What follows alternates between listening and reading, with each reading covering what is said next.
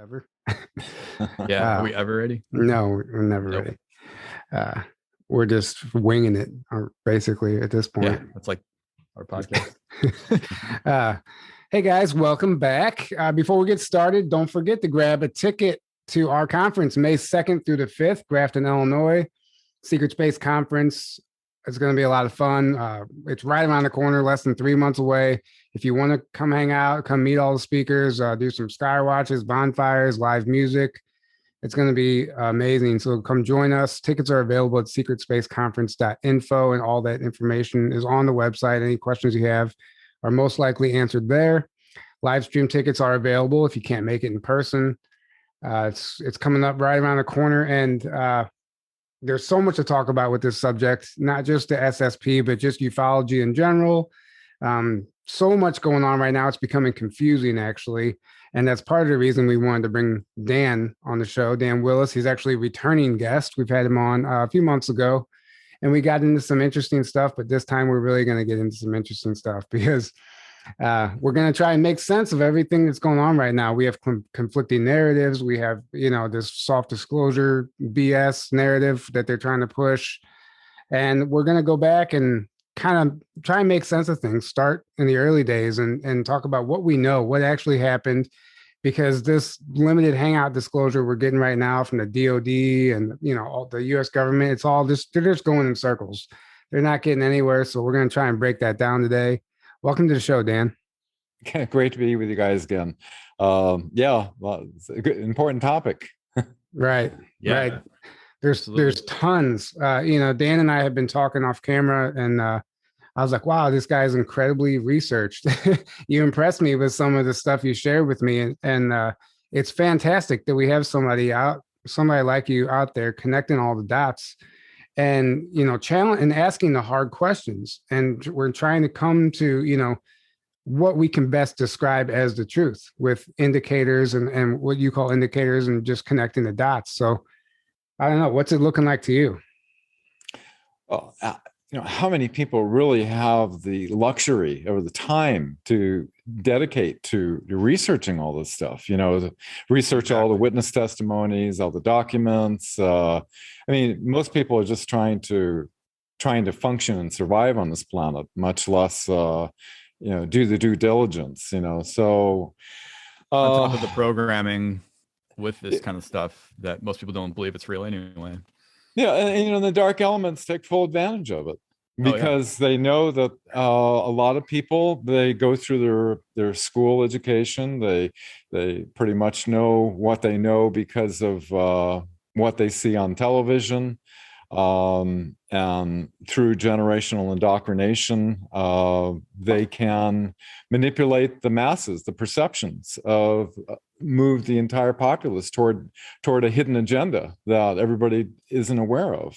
And so, it's an important thing to know how to discern, what is real, what's not. It's a rough one because, not everybody has, been in the secret space program or, has an implant with direct communication or, has been in a top secret program. And even if you're in a top secret program, it's so compartmentalized that one person doesn't know what the other person's doing. And then you could be fed misinformation because then if you repeat it, the project isn't compromised. Like say, take Bob Lazar, for example. He was told that Operation Looking Glass, where he was working at S4, can only see a couple of milliseconds into the past or future, and there's a lot of other sources that indicate that they've been able to do much further. So, right. Oh, yeah. He was given a certain amount of information and thinking that, we haven't been able to make much progress, but that's not true, as we all know. They were able to make a lot of progress. But he did confirm the technology, which is huge. But he was given misinfo about it, which I think that happens a lot, where they will tell them about the tech, it's like admit to them that it's real, but then tell them info that is incorrect about it, to kind of muddy the waters, and steer them away from it. Or lie to them about how they obtained it. And yeah. It as works well. to hide the truth. Absolutely. Right. Yeah. Secrecy. Just like, Yeah. I was just say secrecy is good for business for them.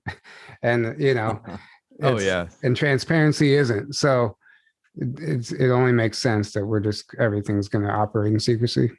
And like you said, everything's so compartmentalized that they could be getting truthful info, but that could just be one little section, and there could be so much more that they're not being told. And that's why it's so important to take a step back and like put the pieces together from all over the place, and you kind of form this greater picture of everything that's really going on. Right. And that's what Dan does beautifully. Yeah, and you do that really well. Exactly. well, I didn't, one of the 20 top secret military witnesses in front of the mainstream media of the world, I thought, how could this not be, with what we were disclosing, not be a world-changing event? I didn't know what Operation Mockingbird was. It wasn't until a media company wanted me to write an article about the control, being an ex-ABC newsman, who's who's controlling this, who's keeping the people from knowing the truth about this. I wrote a couple of notes here. We're kind of breaking it into like 3 different sections. The first part being how do we sort out this conflicting information? In the old days, going back to the beginning of the 20th century, we have a lot of authenticated documents, a lot of witness testimonies and things like that, and there wasn't so much counterintelligence disinformation being put out, because they didn't have the internet back then where they have all this information. So there was a lot more revealing information that was revealed in the older days, in the CIA documents and so forth.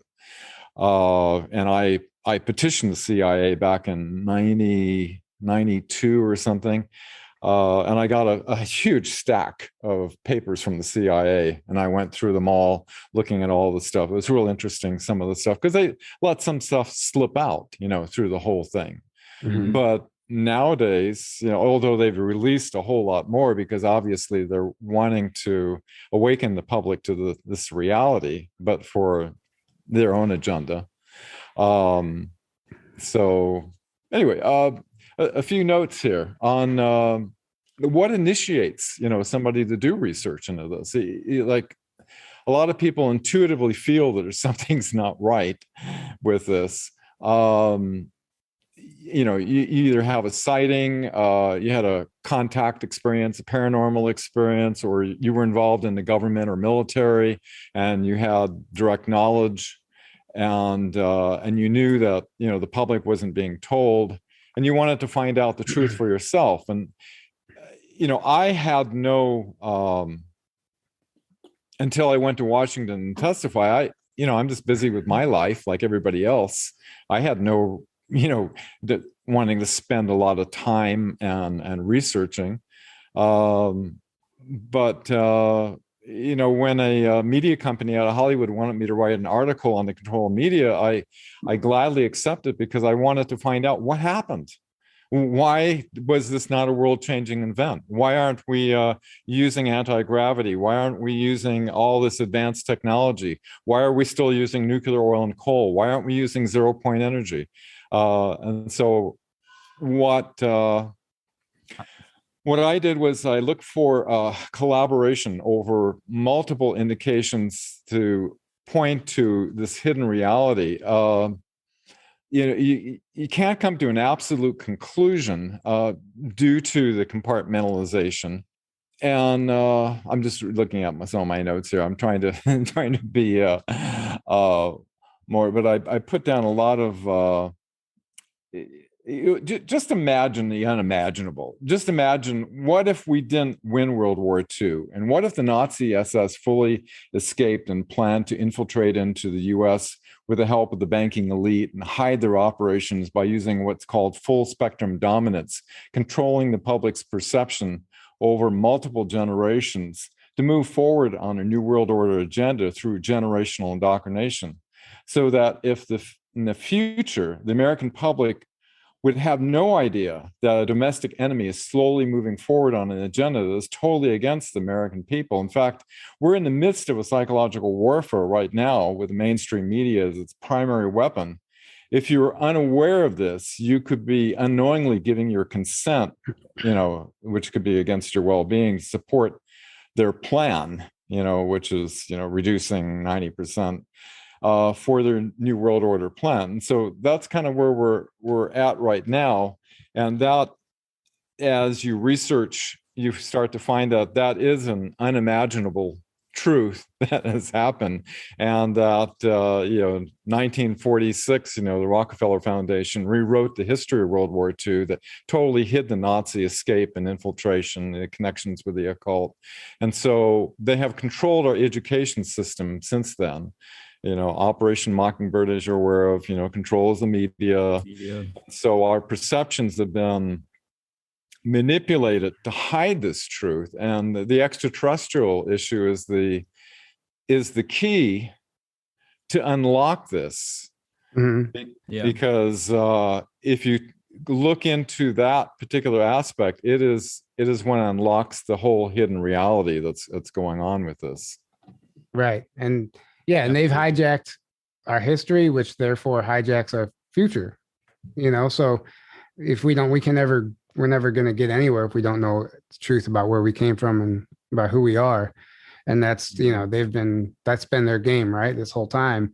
And that's why I said it's so interesting to see this new disclosure, this new UFO report we got that was a nothing burger, the audacity to put weather balloon back in there again.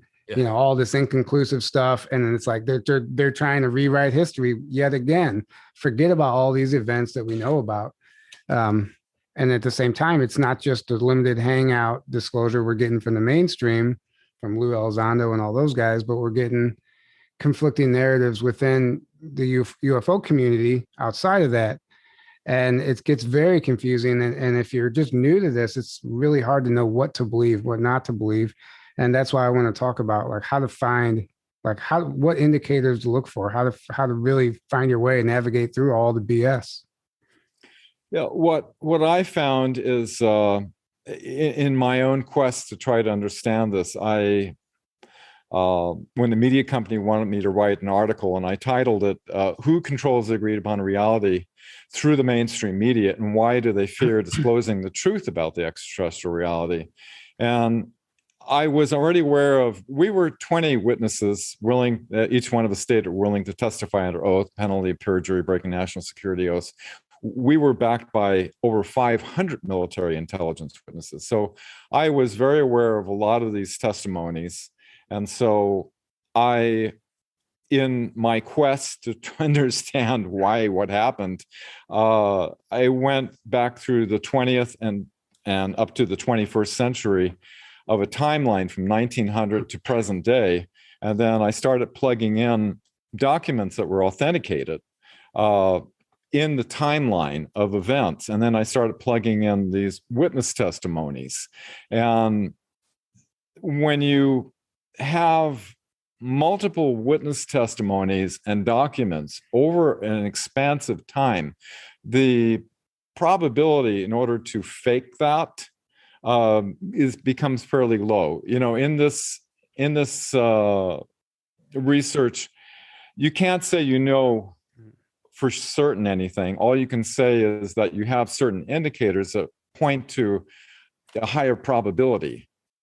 And Right. so what happens is, after you look at all this witness testimonies and documents that corroborate with each other, it points to a fairly high probability. And all you can do is put that on the shelf and don't go into believing it, but keep observing and keep accumulating.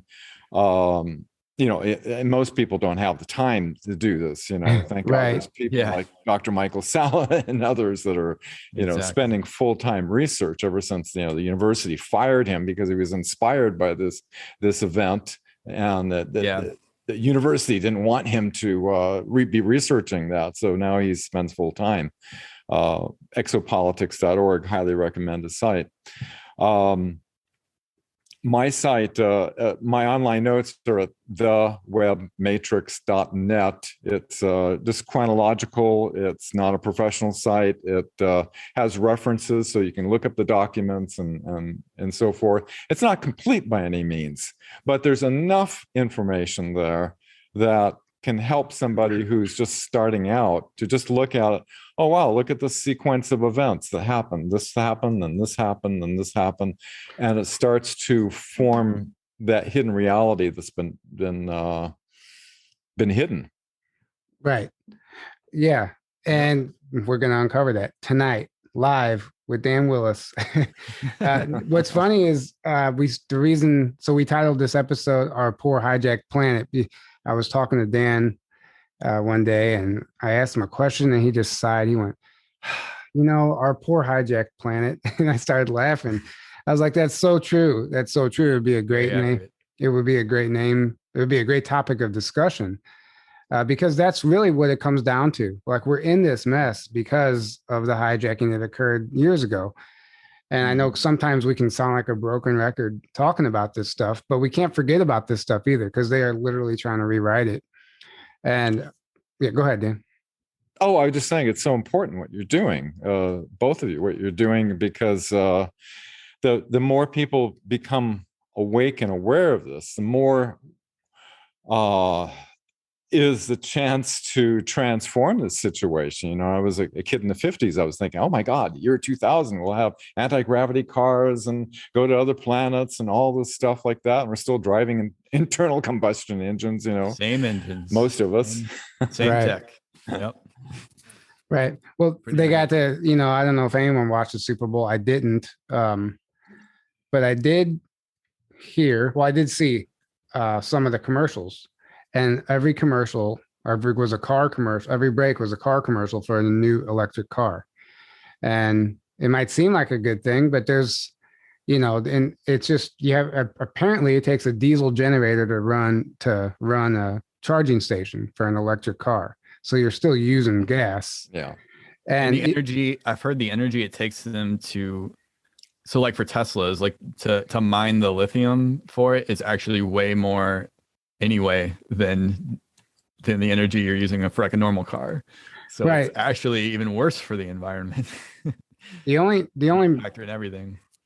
Yeah, exactly. The only plus, I know we're kind of getting off here in this car thing, but I just it's a joke. It's an indicator on where we're going, is what I'm saying. Where we're going, but it's like it's a joke compared to what we've had for so long. That's like light years ahead of that tech, and and they're trying to make it seem like this is the future, It's like, well, we've had anti-gravity since 1954. We haven't needed rockets. Nazis had it, and the Germans had it way 20 years earlier. Yeah. I know you've been involved in some of the technologies, Dan, throughout time, just from getting to know you a little better. Can you elaborate on that a little bit, what you were doing? Sure. After we were on all the mainstream media, CNN, CBS, and make a comment again that CBS interviewed me exclusively, and I said I won't do this interview unless I can say we have a scientist which can prove that we have these over unity technologies. So like 10-second statement. The higher executives made it cut that part out, and so it becomes pretty obvious that our media has been basically infiltrated in such a way that it's completely supporting this agenda, keeping us in a hijacked state. So the Bush administration denied the congressional hearing to bring forth the scientists, which we had in the Black Projects. And so Dr. Greer had, along with Professor Loiter, had a database of about 300 scientists and inventors. And it's kind of a crazy story, but I was traveling in the Airstream motorhome with my fiance down in Arizona visiting some friends, and in the middle of the night, I kind of woke up and I said, I think the professor needs my help. And referring to Professor Ted Loiter, who was working with Dr. Greer with his energy scientist that was down in the Dominican Republic, had an over-unity energy device. And I knew that Professor Loiter was he was an earth sciences professor. He didn't have the extensive electronic engineering background that I did. And so, I couldn't see him putting it together. And so they flew us to Virginia, set up a laboratory. The energy device produced, with 1 watt going in, it produced over 500 watts of power going out. We were able to measure it, ran for hours. And I was to fly back down with the professor, and my job was to blueprint it, schematic it out, and then send it out in like 5 different carriers. So in case we get whacked on the way back, they'd be able to reproduce it. As soon as we arrived, 2 CIA agents arrived at the door and tells them, if this works, you're dead. And so he completely disassembled the entire thing. And so I spent 10 long years meeting with scientists and inventors around the planet, vetting these technologies. So I have quite a bit of experience in that.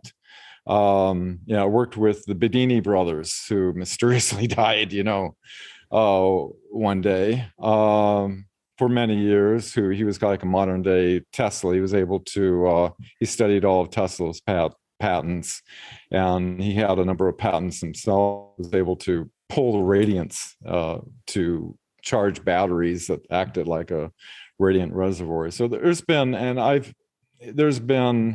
people I've worked with that were murdered, suicided, as they say, brilliant minds. After it was just a nightmare. But this is probably a good time to go into the history of how this came about. Why are we? It was because of the Invention Secrecy Act, 1951. Close to about 6,000 inventions having to do with energy, anti-gravity, medical, you name it, have all been suppressed. Inventors have been issued what's called national security orders. Says your invention been deemed to be a detriment to the national security of the United States, you cannot share it with anyone. So that shuts them down. So this was an act, an invention. This was an actual act? The Invention Secrecy Act of 1951. It was actually in 1952 that they enacted it, but it's a secret system within the patent office called the Sensitive Application Warning System. In other words, anybody's got like over unity, super conductivity, room temperature technology, anything like that, a red flag goes up, and they immediately get issued a national security order.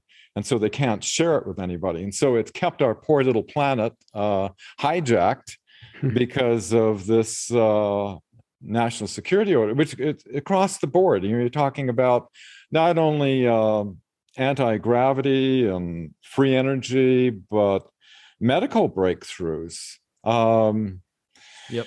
My great-grandfather was president of the Homeopathic Medical Society back in the time when Rockefeller was shutting down all the natural methods of healing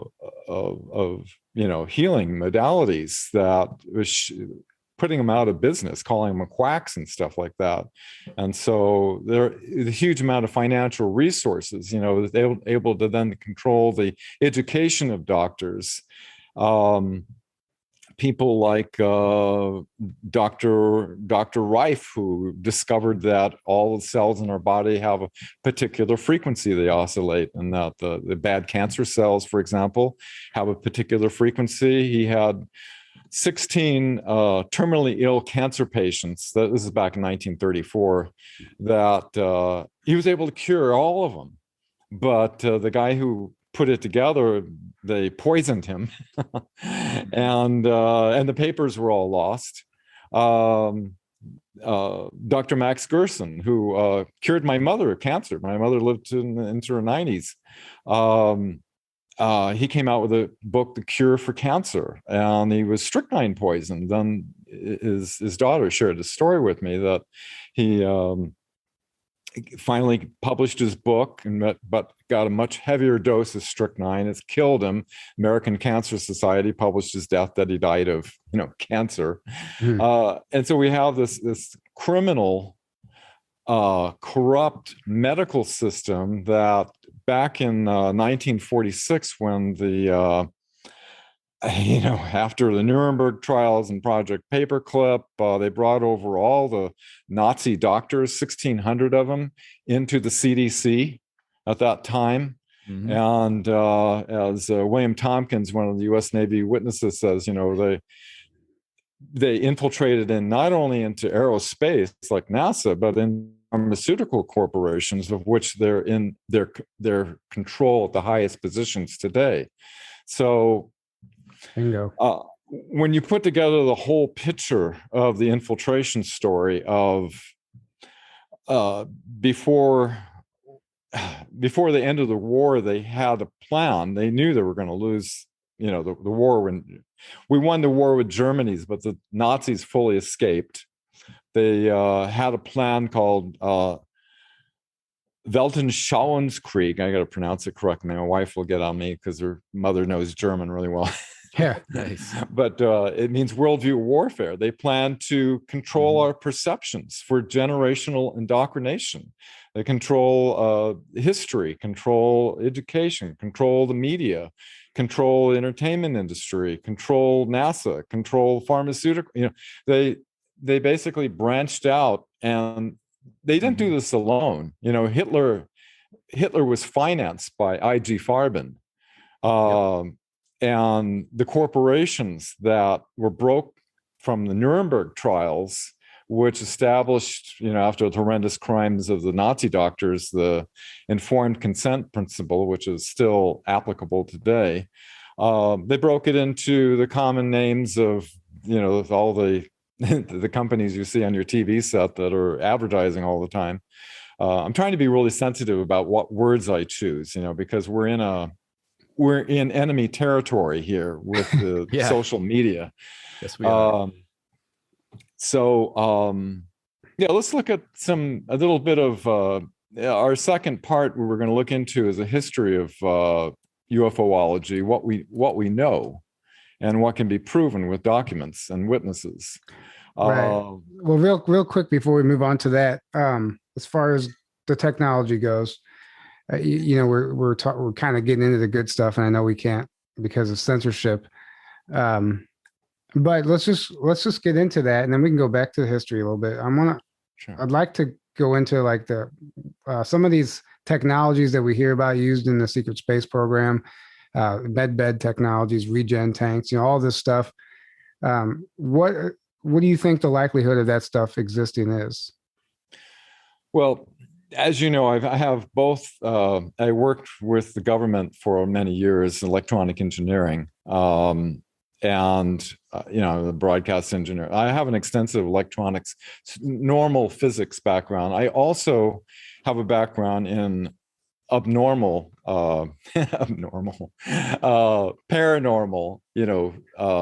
operations. Abnormal, yeah.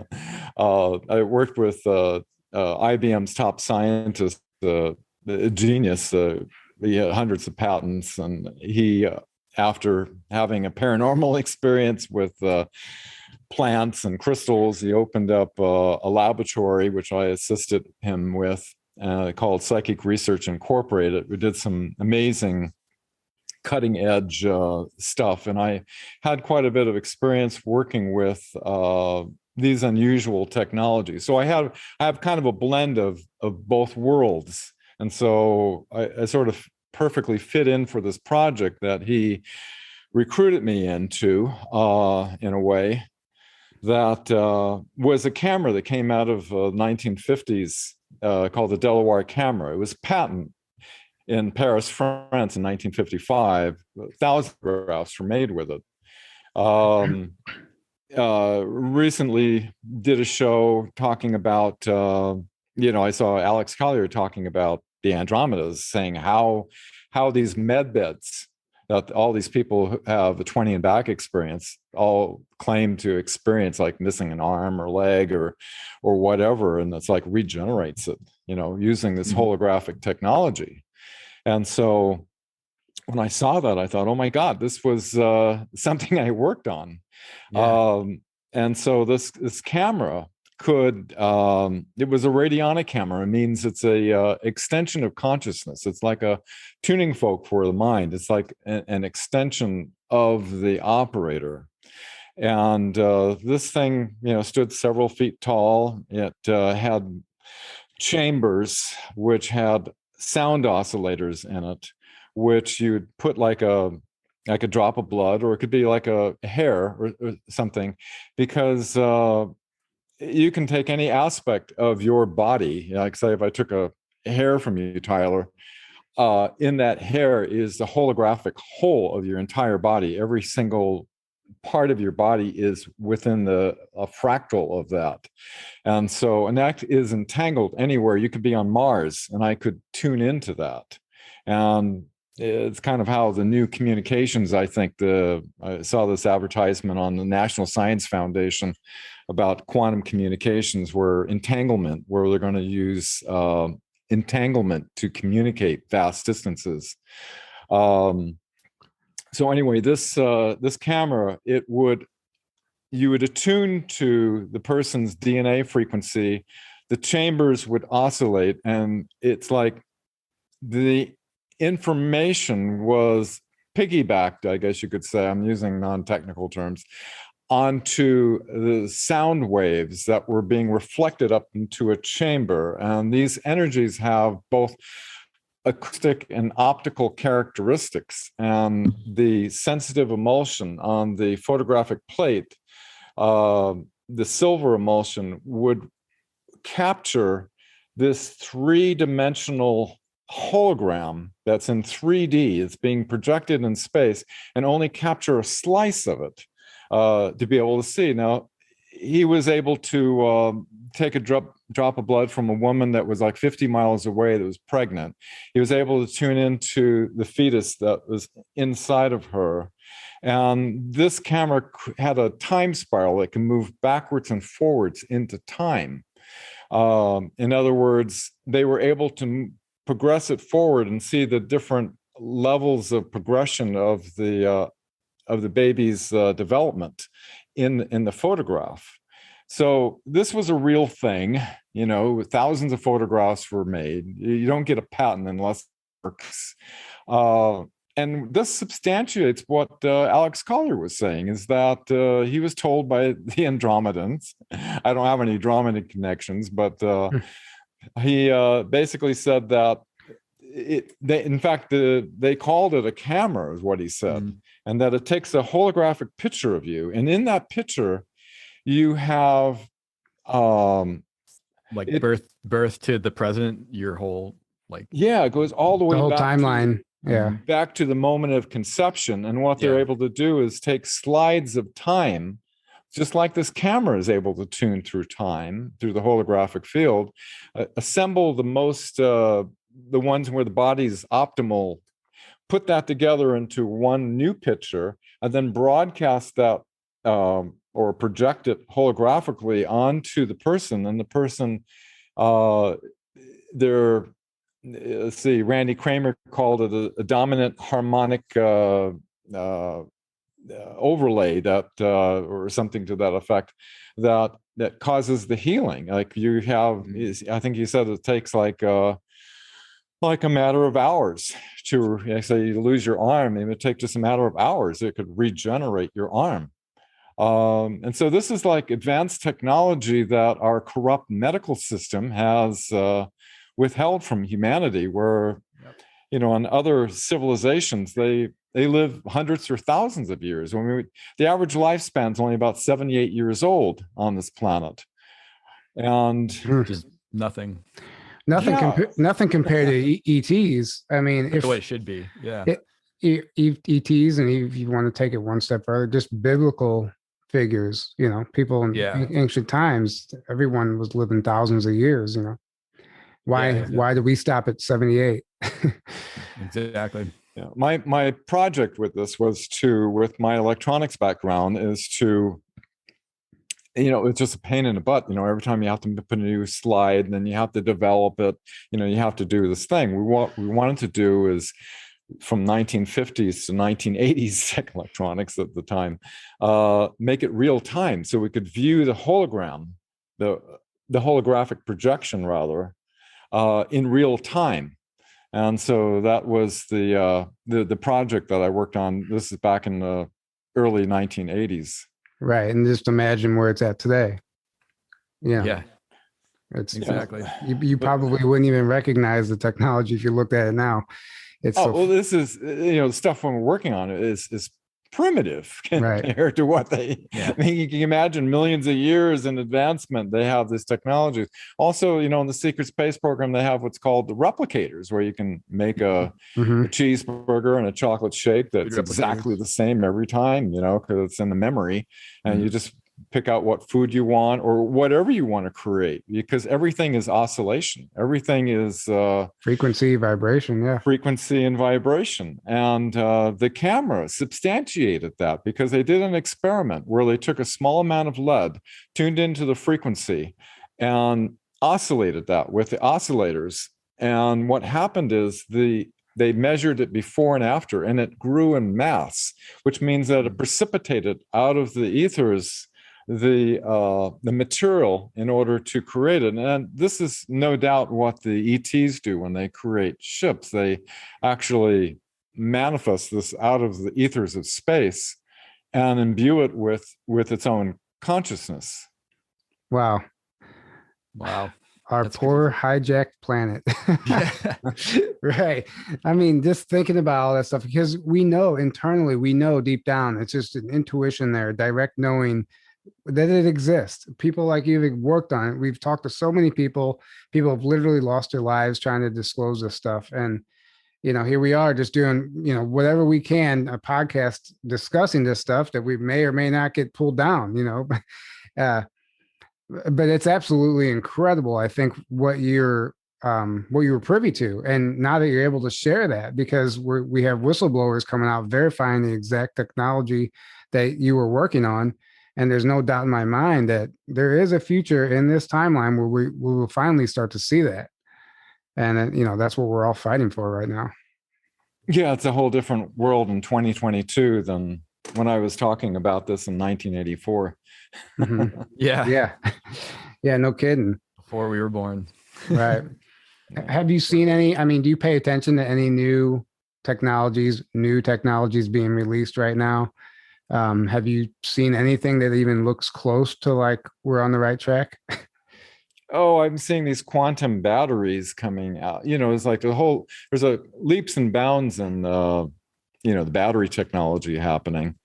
The solar stuff and wind stuff, it's like, it's like, you can have something the size of a shoebox that can give you multiple kilowatts to run any home or business. We don't need the power lines running all over the place, susceptible to EMPs and CMEs. And, it's a joke, what's out there. It really is. Yeah, it'd be a complete revamp. If the full truth was exposed, our society would be, it would take time. Which is, but it would be completely revamped, so that. But you understand why they keep such a tight lid on information getting out and people becoming aware of it, because imagine if, people start realizing in mass that this technology, not only do we have it, but we've had it for decades and decades, and it's been withheld, and we've been living in this Truman Show fake reality. Controlled reality for so long, basically. Truman Show, yeah, it is a Truman Show. That is the perfect analogy. I'm sorry. It is. It's literally the reality that we live in. It's a complete fake, fabricated lie of a reality, essentially, in the mainstream level of everything, And you can imagine how unimaginable it is by people who are, I'm old enough to watching Walter Cronkite and everything and seeing over the decades. You can imagine the people that are just born recently, like after 9/11 and everything, that, in fact, we exposed that, some of the things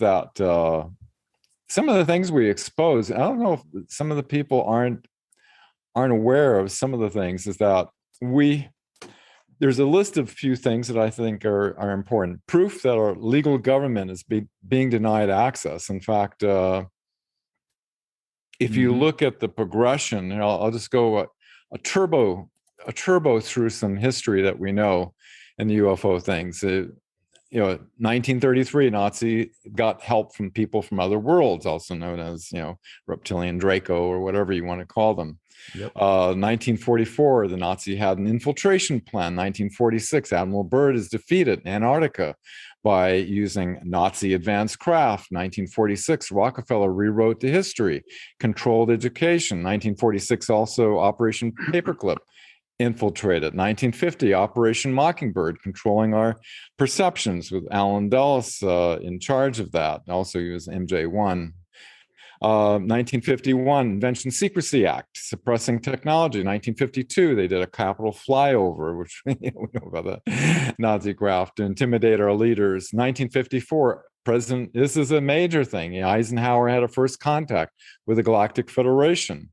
Gerald Light, one of the witnesses there, he was his conviction that he was going to have planned disclosure in May of 1954. MJ-12 circumvented that and went with the Orion Group, and secrecy prevailed. What happened in May of 1954? Instead, the Nazi SS set up the Bilderberg meetings that do their yearly every year. 1955, Eisenhower signs a surrender agreement. From that point on, that's what created this event, is Eisenhower being denied access. Every single president, CIA director, heads of intelligence, ever since February 11th, 1955, have been denied access. So real quick. Yes. It's interesting because I'm going to be presenting at a conference in Branson, Missouri in March.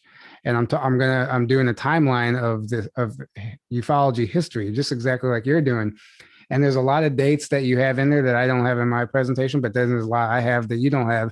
And it just proves to me, it goes to show how hard it is to put a complete picture into one timeline. But while you're on 1955, which I think is, I've been diving into this a little further, is Operation Deep Freeze. Are you familiar with Operation Deep Freeze? Yeah.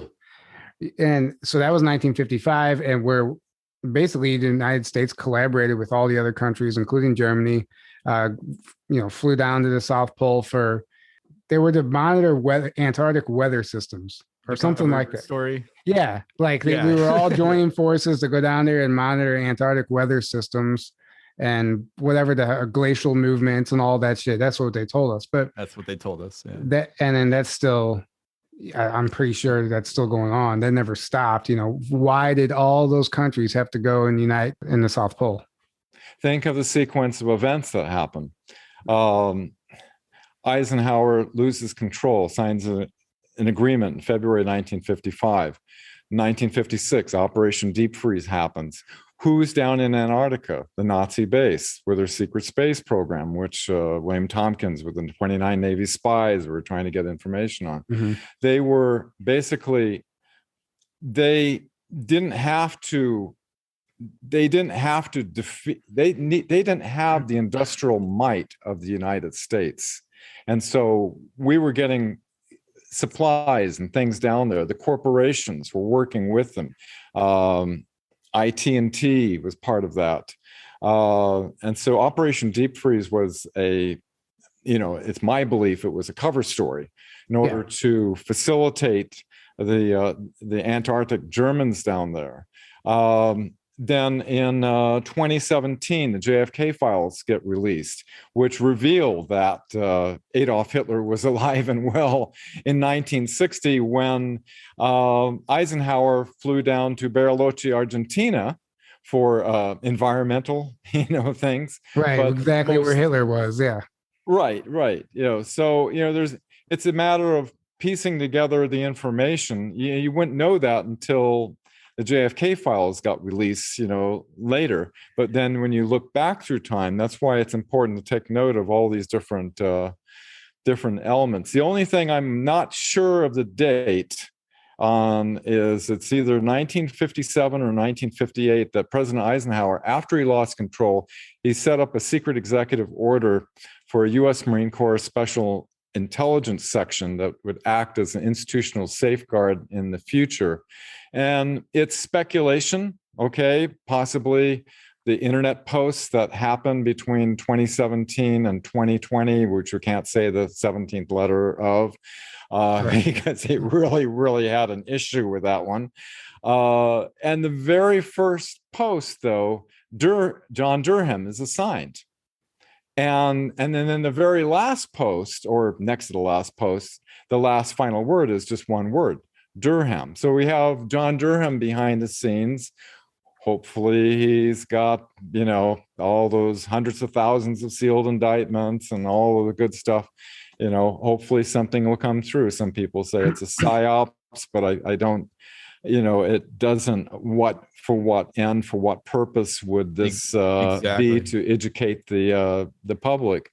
And so it'd be a great psyop if it was a psyop, because look what it's accomplished. Yeah, exactly. Yeah, the awakening of people and the creating this movement, So actually was meeting outside of Area 51. I was meeting with Bob Lazar and a bunch of researchers, and the base freaked out, and the National Reconnaissance, NRO, the National Reconnaissance Office put out a security advisory, which had on a list of acknowledged special access programs like Cosmic Ops, Magi Ops. And somehow Dr. Greer was able to get a hold of this document and went to the Pentagon with astronaut Edgar Mitchell to meet with the head of intelligence for the Joint Chiefs of Staff, Vice Admiral Thomas Wilson. He looked into it, and him and his constitutional authorities should have had access. He was denied. He was mad as hell. He told Dr. Greer, if you can get your people willing to testify under oath before the mainstream media of the world, you have my permission. This group is, quote, illegal. And that is what brought about the 2001 May 9th disclosure event. And, just going really rapidly, what we were disclosed, and the mainstream media did a total, as you said, limited hangout to make it sound like we wanted to have a congressional hearing on simply the reality of UFOs, which wouldn't alert anybody watching, the evening news. It got about a minute and a half exposure. Oh, go ahead. No, we're just laughing that it only got a minute and a half exposure. I mean, I'm not surprised, but it's just so ridiculous. Yeah, what we disclosed was that we had proof that our legal government is being denied access. These illegal, unacknowledged special access programs are taking in trillions of dollars. Zero-point energy solutions have been suppressed that would eliminate the need totally for nuclear, oil, and coal, these dangerous polluting technologies. Anti-gravity craft have been developed back in the 1950s. A base exists on the far side of the moon with domes and towers and mushroom-shaped buildings. Astronauts are sworn to secrecy what actually happened on the moon when they went in 1969. NASA is purposely obscuring the ET craft images out by airbrushing them before releasing them to the public.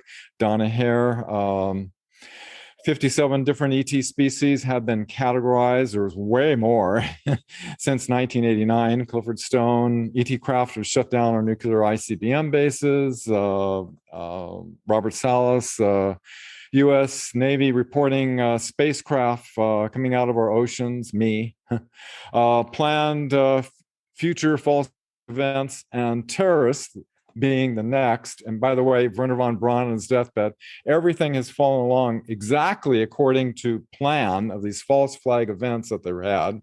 Yep.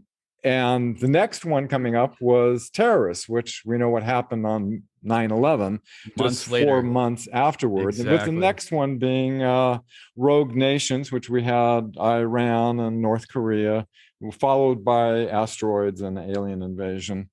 And so all this, Carl Wolf talking about the base on the other side of the moon. He said, here it is 30 years ago today, and I hope to hear it on the evening news. He was killed on his bicycle by a big truck ran him over. Mark McCandish, who had all evidence of the alien reproduction vehicles he was going to go to the Senate hearing last year, June of last year, and testify. He was met with a shotgun blast to the head just a week after Mike Turbert completely disavowed his testimony, saying that the Tic Tac, which he knew because he was an Air Force intelligence specialist, was made by the Lockheed facility. Both of these testimonies would completely destroy the narrative, which the Senate hearing report said that, oh, we don't have the technologies that can perform in this way. That's BS. And both of those people, one totally disavowed that, oh, I made it all up, the whole story, and the other one was met with a shotgun blast to the head. Donna Hare, who revealed about NASA, she sent me a private letter outside of the internet, in the mail, saying that her life has been, she's had her life threatened, by these things, and she recently passed away. And, we had so many great people that have, in the past, have passed away. There's just not that many left of us, that gave testimony back in 2001. Right. It's interesting. We have a guy named Robert Earl White on, and he has a fascinating story about a UFO crashing in his backyard in 1991. And it's an incredible story. Men in Black came to his house, threatened his mom, the whole thing, I've heard it. Yeah. Pretty incredible. Right. But then he also talks about getting access to a document that was supposed to be read with this report that we just recently got. And it was, for some reason, like, he got the document that they were supposed to read, but then I guess they refined it for the public, and they took out one key thing, that these crafts were operated by, and they were going to use the term NHI, non-human intelligence. And he said that the NHI was in there throughout, and they had scrubbed that part of it, and then gave us that nothing burger of a report. But I found that very fascinating, because who made the last minute change to pull that out of it? And if you guys want reference to that, I didn't do that story justice, but go back and listen to that episode, Robert Earl White. And it's towards the very end where he talks about what this document was supposed to say. And what non-human intelligence, otherwise known as artificial intelligence. Or just, well, either way, it's anything not human.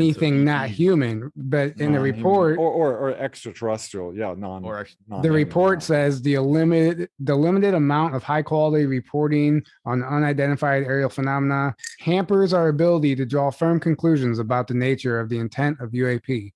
Like they said, the limited amount of high quality reporting is the reason that they can't come up with a firm conclusion.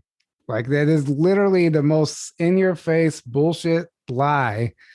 Yeah. It kills me. But they know they can get away with it. Yeah. How many people know about any of this? Right. And that's the thing. Like, people are so programmed, like, the only information people are getting, most of the world is getting, is through the news or the media or the education system. And that's the sad truth. And like, they're not going to report any of this stuff, except for like the very limited, stuff that's going to fill their agendas.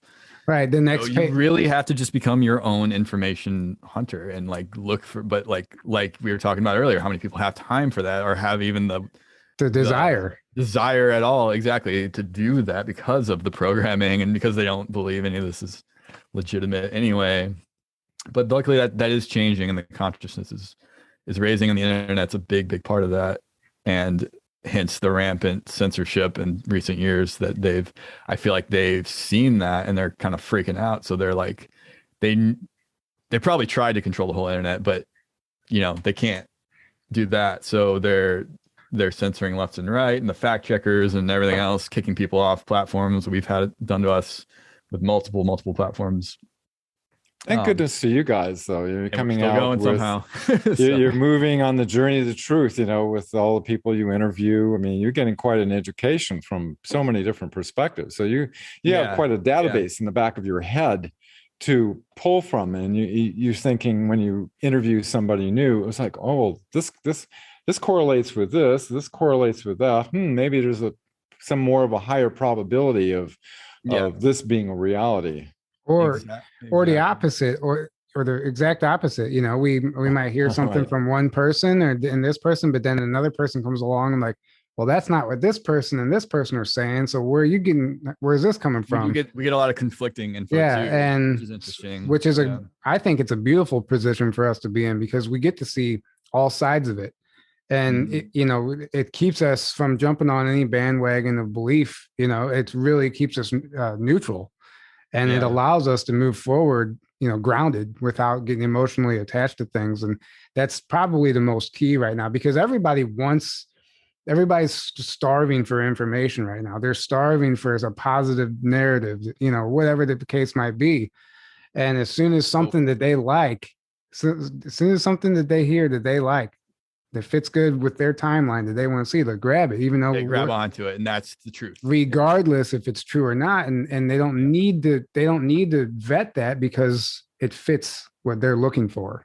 It's such an important point you're bringing up because, with you don't want to believe anything. You want to observe everything. And just because there's a number of things that kind of match up, just still put it on the shelf. Don't jump on the bandwagon. This is it.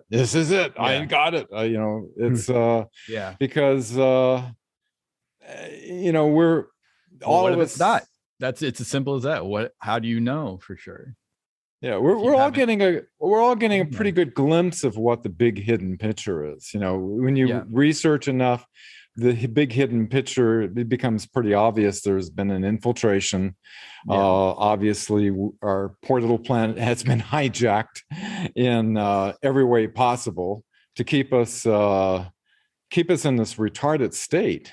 We're technologically retarded. We think we're advanced with our smartphones and spiritually, mentally, and technologically. Right. In every area we've been kept suppressed. Absolutely.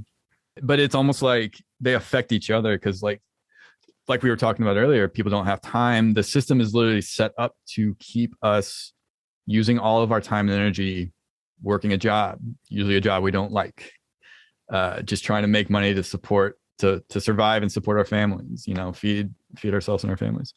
Right. And then the little free time we have, we want to escape kind of the majority of our lives that we don't like. So we use that to just like escape and, do whatever It's a good point. It's a good point. How are you gonna grow spiritually? So here's the thing, like if these technologies were released, we wouldn't have to work. It'd be like a Star Trek reality. Like in Star Trek, they're not working a job. Like they talk about like, we don't have a money system anymore because that's obsolete with this technology.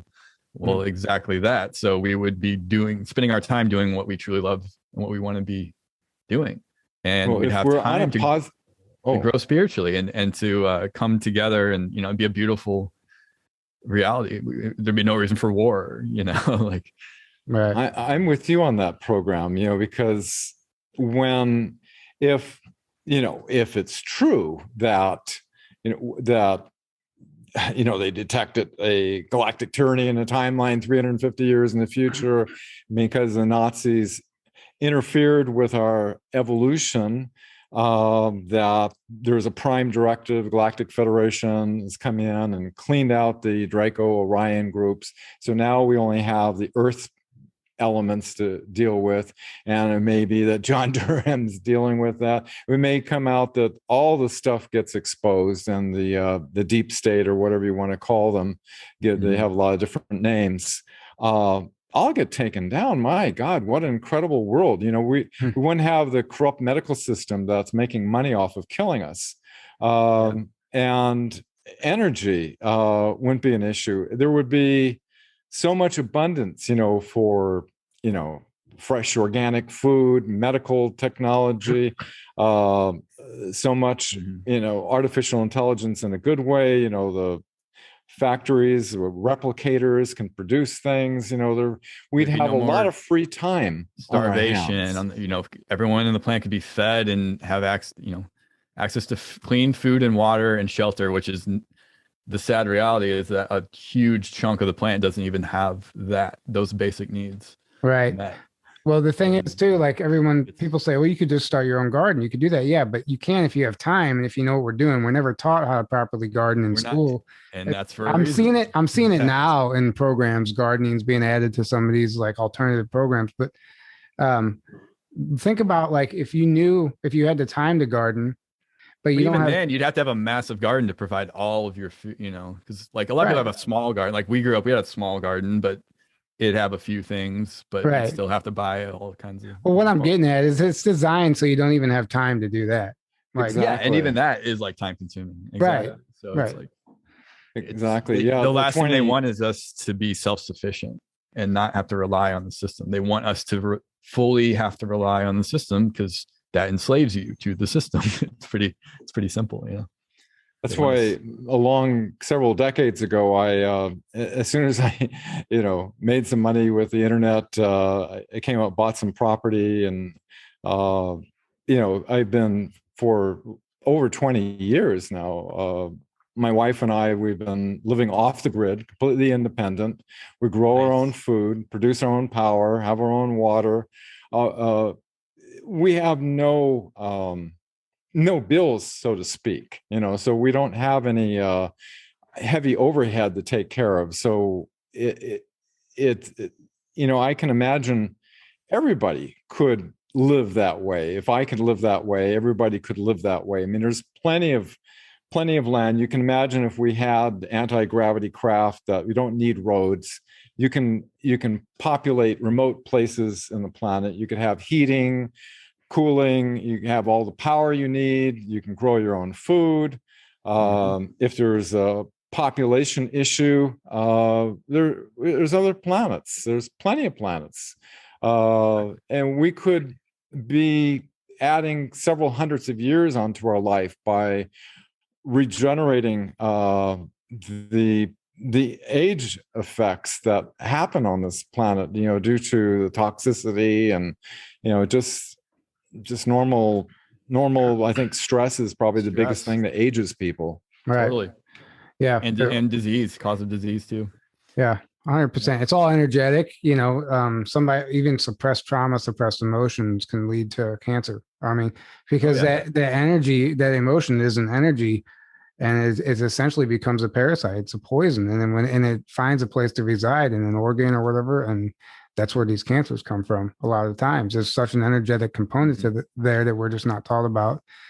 But going back to people not having enough time, that's why it's beautiful that we have the internet and all these channels doing stuff like this, because so we're always researching and we don't have time to watch everyone else's channels, but then the channels are for the people who don't have time to do any research. They could just flip this on at night and get the gist of what's going on.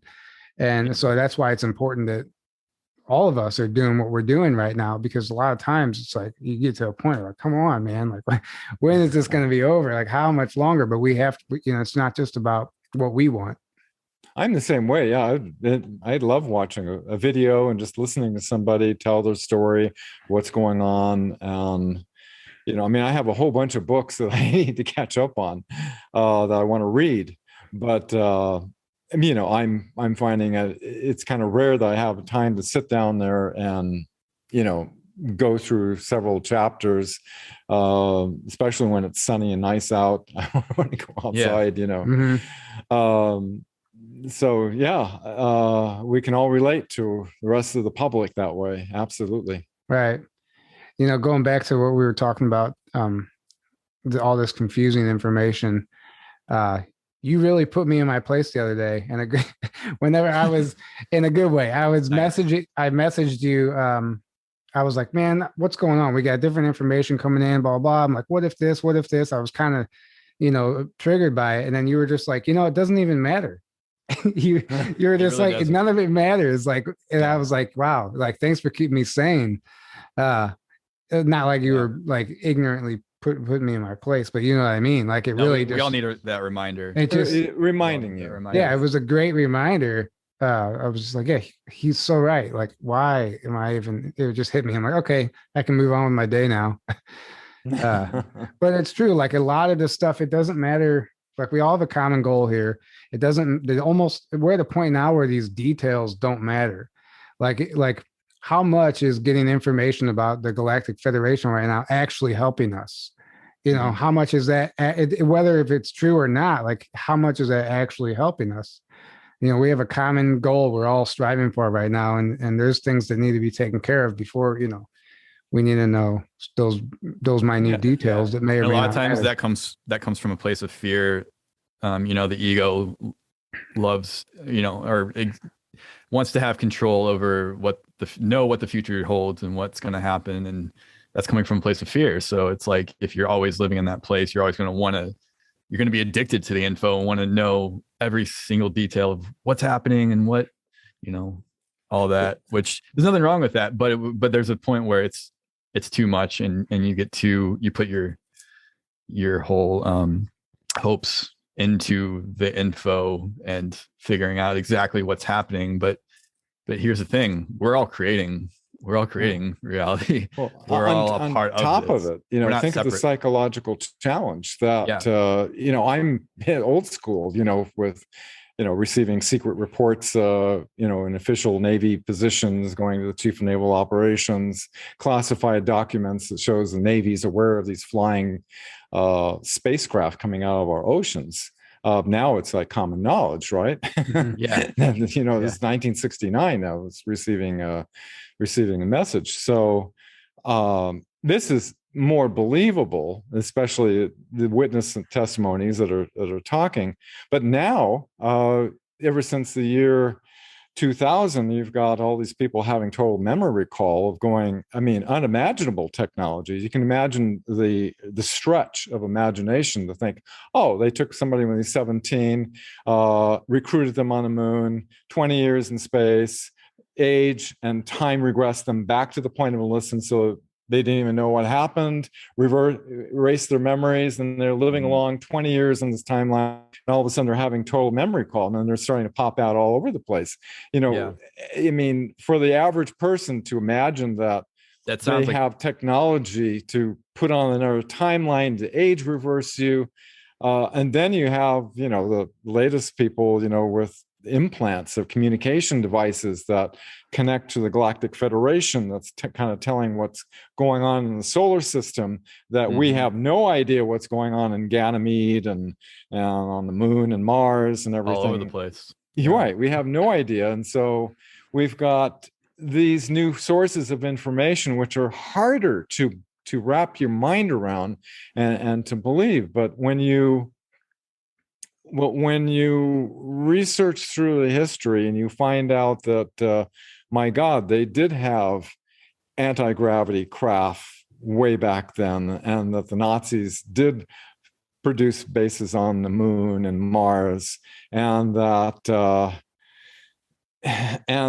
the Navy was working with these Nordic extraterrestrials, and they launched, inspired, Gary McKinnon, who found the secret space program of the Solar War, in which they wanted to put him away for 70 years in prison, because they didn't want that out there. They didn't want the public to know that the U.S. Navy has battle cruisers out there in space of the U.S. Navy Solar Warden program. 4 kilometers long. 4 kilometers long. Yeah. So, USSS Hillenkotter, who was Hillenkotter, MJ1, and the first CIA director, and LeMay, who was another MJ12 member. Of course, they would name the ships after these people. These were the pioneers. And so, Exactly. until you connect those dots together, this whole idea of 20 and back is a bit of a stretch for a lot of people, if you know what I mean. Right. It takes time. It takes years. And any of this information can't be explained to somebody in like 1 hour. Just here, watch this podcast and it'll all make sense to you. It can be, but it'll just overwhelm people. Right. Especially sound too crazy. Depending on their base point, so depending on where they're at. Exactly. It takes years of research to really start to grasp an idea that this stuff is actually possible. And then once you finally understand it on a certain level, then it seems like all this new information finds you. And if you put yourself on that path, the right information is going to find its way to you. You don't have to go crazy looking for the answers.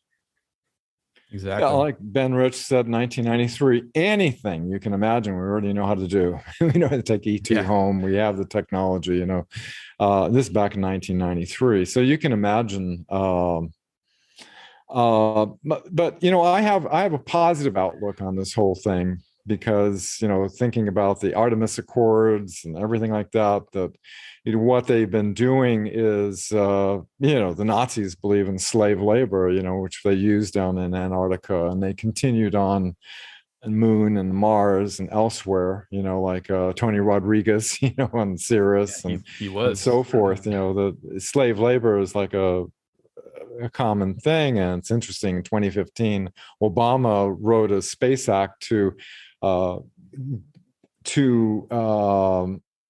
make the corporations not liable for human rights abuse in space. Supposedly we only went to the moon in 1969, right?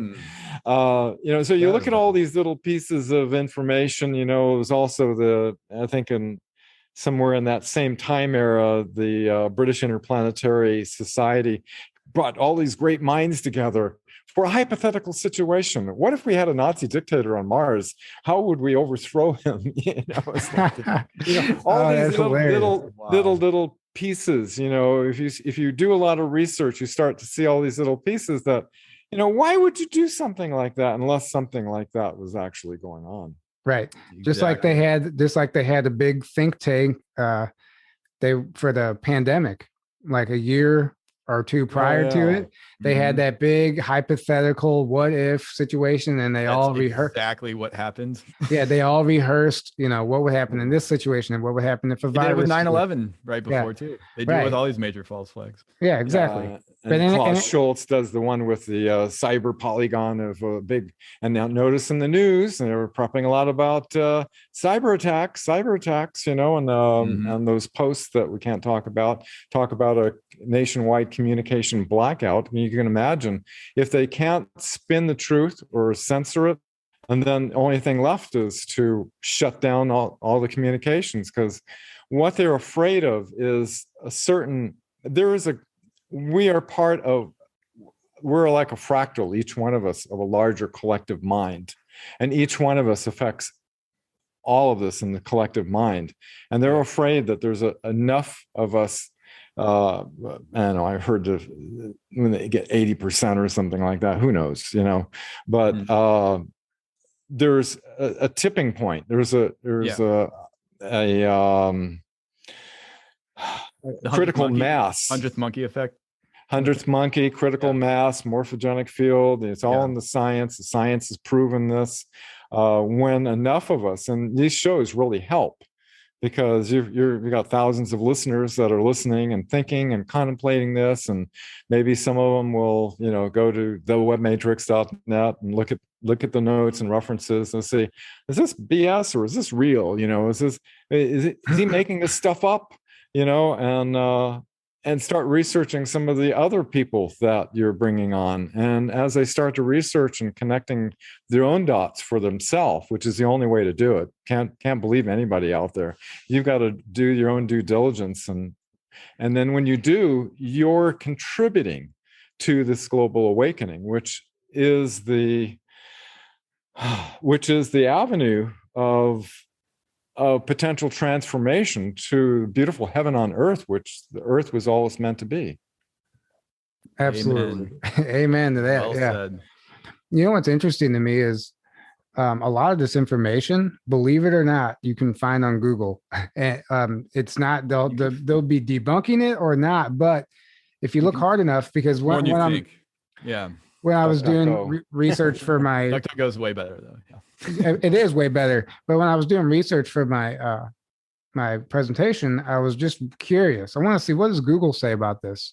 And I'd find myself down a pretty deep rabbit hole just using Google. And then you go to DuckDuckGo and they have a lot more options, and different, completely different stuff that comes up first. Totally. But the same, but the stuff is still, believe it or not, on Google, which surprises me. It's not all there. Maybe on page 12 or something. Right. Sometimes you got to go down a few pages. But what I'm saying is, like, even if the first thing that pops up is that says it's debunked, right? like it's still there, and it's still, even when they debunk it, it still gives you the whole conspiracy, right? So they Tells tell you you what the conspiracy theorists supposedly think happened, and then they give you Google's reason why it didn't And happen. Wikipedia, and same Wikipedia thing. too. Don't forget. Right, Yeah. yeah, but it's all there. Like it's still there. They just put the word debunked on top of it, so you think that it's like they're still Well, showing you.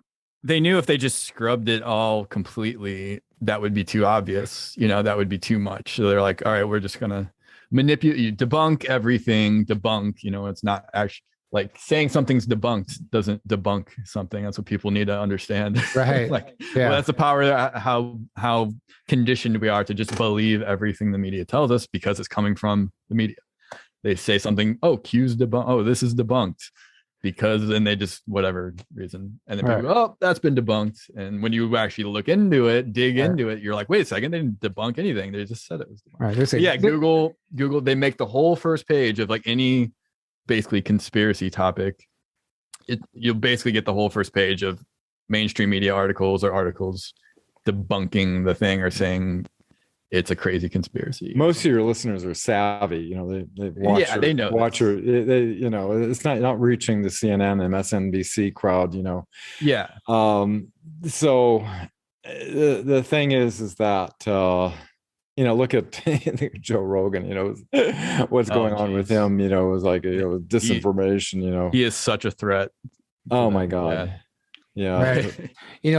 Talking about it was maybe almost a year ago now, less than a year ago. I forgot the guy's name. He came on Joe Rogan's show trying to debunk Bob Lazar. And even though Bob Lazar had already been on Joe Rogan's show. And then Joe said he believed him on his show. Yeah, and this guy came trying to debunk him or whatever. But it's like, it almost makes you wonder, like, was that guy sent to him to how did he end up on the podcast? I can't think of his name. He's one of the guys with Lou Elizondo, like one of these guys who's in the that group. There's a team, the fake disclosure, Chris Mellon, all of them. They're all part of that team. Tom DeLonge. Right. It might have been Chris. I don't remember who it was, but the whole TTSA thing, that's interesting to see how that fell through to the Stars Academy. On Lazar, there's only one video of the first time he ever went public that was recorded, and that was me. I was in the front row with my camcorder. No recordings were allowed whatsoever. I recorded a full 2 hours and being hit with we had about a dozen and a half researchers that were hitting him nonstop with questions. And he has been over the decades, I've been monitoring him, for consistency. He's been 100% consistent through his whole testimony.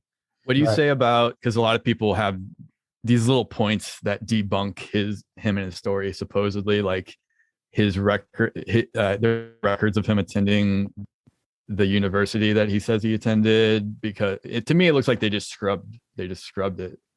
Oh yeah, they have that capability. They couldn't scrub the phone book, which had his name. Right. But that's what a lot of people use to say, oh, look, he's fake because he didn't even attend there because there's no record. And then there's like a couple other little things. And how he came up with element 115 before they discovered it, exactly how he said it was. Exactly. How do you explain?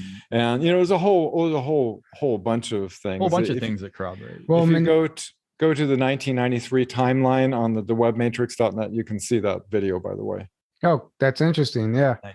And you got to remember, like, manipulating data is the easiest thing for them. That's how they're pulling this. That's how they're pulling this virus off, like they're manipulating the data constantly about everything. So, and then you get this stuff coming from the CDC and.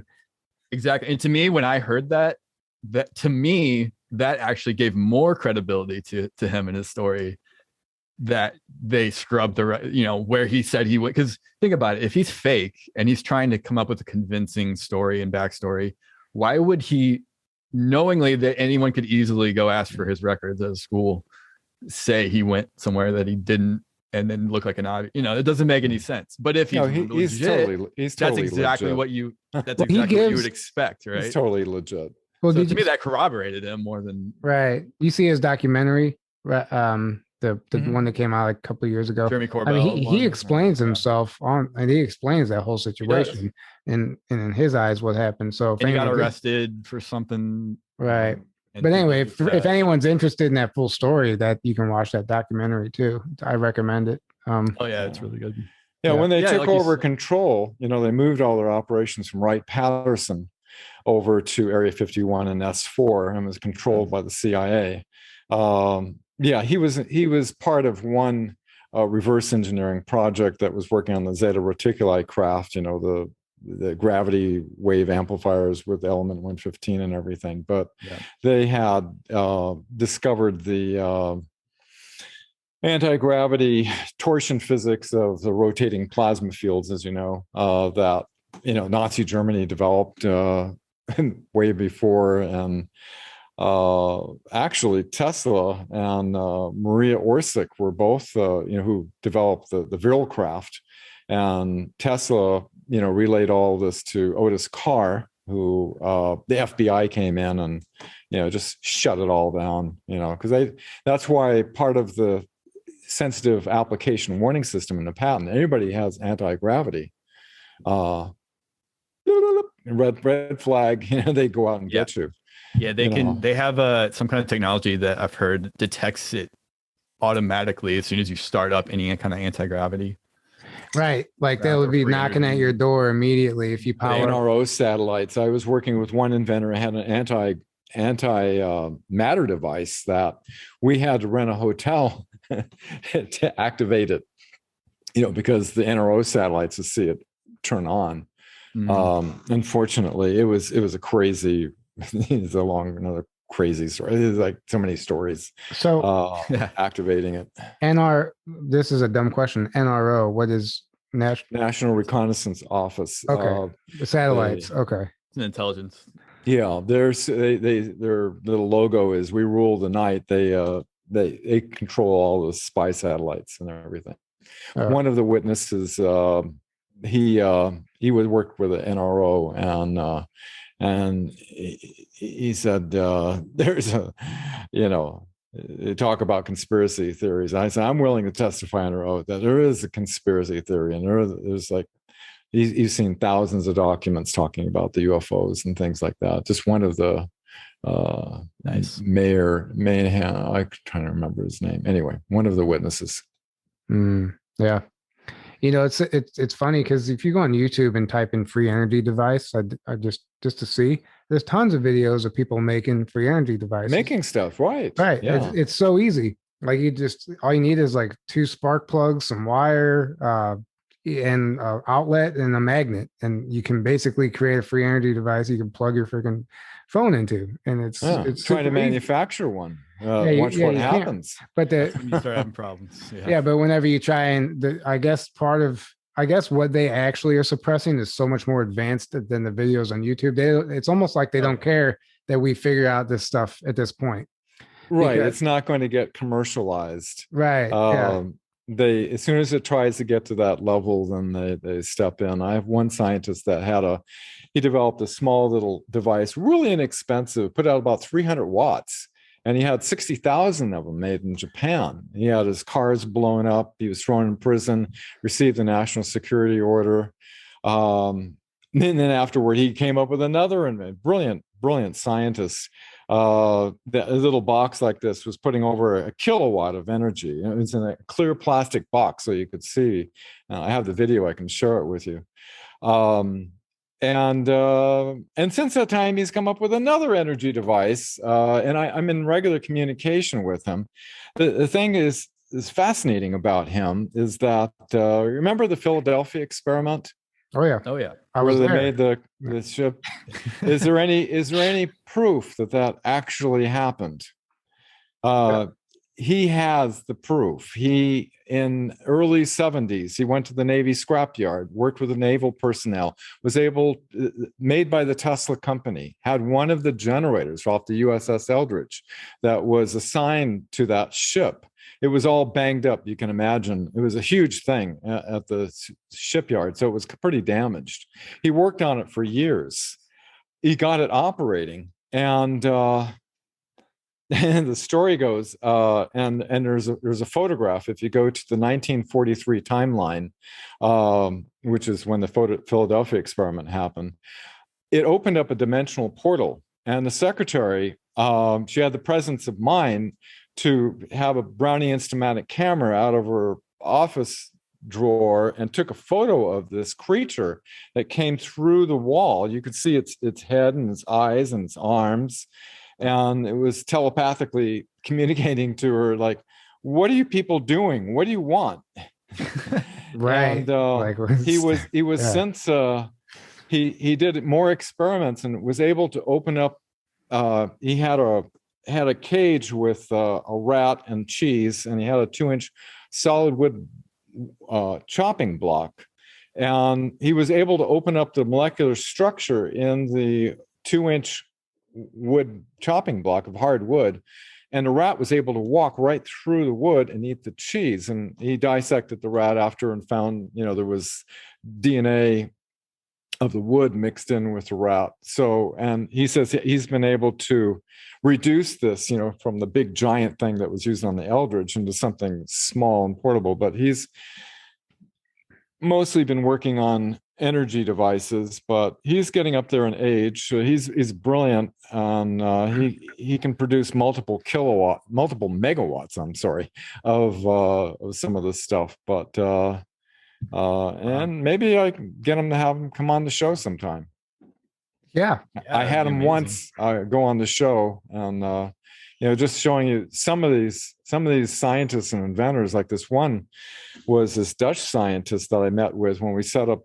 Rebecca and we had a lab right down the street from Thomas Jefferson's place, and he's written multiple books on the advanced theory of dynamics of electron flow and the quantum formulas of that. And he was able to prove that he was able to pull energy from the space, and he had a thing about the size of a shoebox. It was about 140 watts of power that was just being pulled from the ambient, and he was on his way to Europe to patent it, but he was found dead in the parking lot of the airport, slumped over the wheel with a heart attack, which they have that weapon that they can do that. Right. So, it's just like one horror story after another with the suppression of our poor little hijacked planet in medical. You think of all the medical doctors that are alternative that have died. There's this long list of holistic doctors, and then there's this long list of inventors that have been murdered. Eugene Malov, he was bludgeoned to death. He was one of our team I was a member of 6 people that all had multiple PhDs except for myself. More self-taught, and all this stuff. That did some college, but not everything you learn in school. Anyway, I don't know what else to say. Right, exactly. No, it happens. There's so many. William Tompkins tells a story in his book about that happening to a guy from a European immigrant who came here to try and sell his electric motor, it was a water. It ran on water. It was a motor that ran on water, and he was trying to sell it to the car companies, and can't have that. And they were shutting them down big time. I think we call it the Gap engine. I forgot the guy's name at this point. I'm terrible with those details, but I know what you're talking about though. Yeah, and he started getting threatened. They threatened his wife. It got to the point where they threatened his wife, and apparently a man came up to her and cut off her ear and said, "Tell your husband to shut up, or your daughter's next." They kidnapped his daughter, apparently killed her, returned her chopped up in a shoebox. He worked in the Navy. He was working with radar, and he got the resonance frequency to break the hydrogen of water. And after he died, he took steps out of a restaurant and said, "I've been poisoned.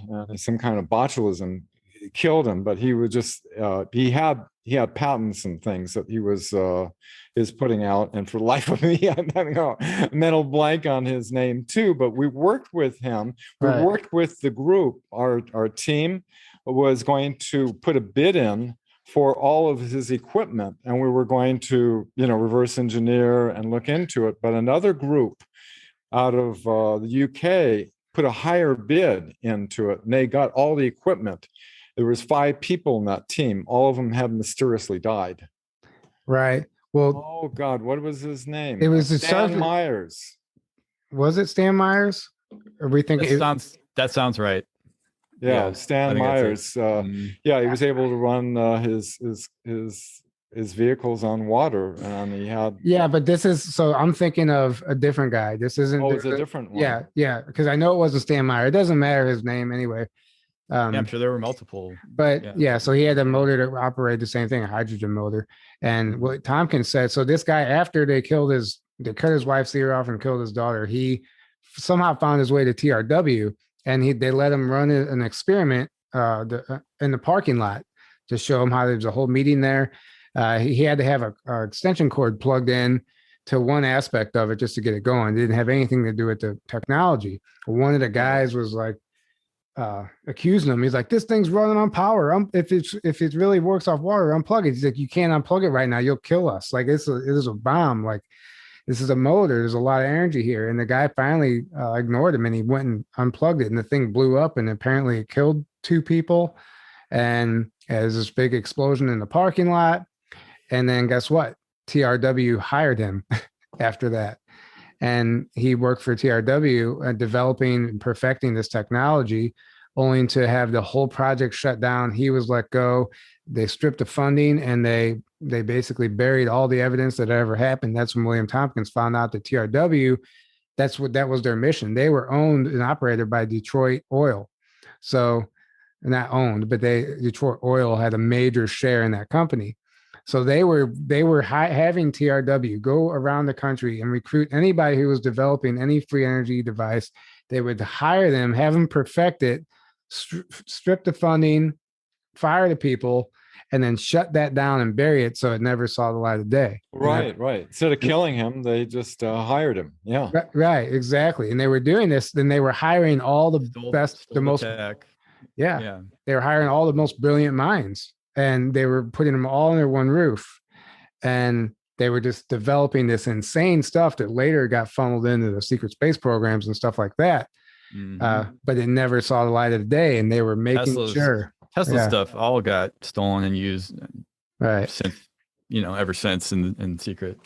So, right, just him alone, same with just the Tesla Bedini stuff brothers. Alone would have transformed our planet. Just that one guy, and think of how many other people since him have, it's just mind-boggling. Yeah. Well, Dan, this has been a lot of fun. We were all over the place, but it's all it's amazing stuff. These are conversations that need to be had, and thanks for sharing, coming on and doing this with us. Oh, my pleasure. Yeah, it's I always learn something. It's like when you ask questions, you think about things, and then new connections are made to, I didn't know about this other William Tompkins inventor that was doing a similar. But yeah, I worked with people that have produced lots of hydrogen gas out of water using certain techniques and things like that. But it's not going to get to, we can have transitional technologies where it'd be simple to retrofit a lot of these internal combustion engines. But the internal combustion engine is so archaic. It's got a million parts that self-destruct and need maintenance and oil and all this stuff. Electric vehicle makes so much more sense, and then you don't need to plug it in. You have your onboard power generation. There exactly, and that's the only way it makes sense.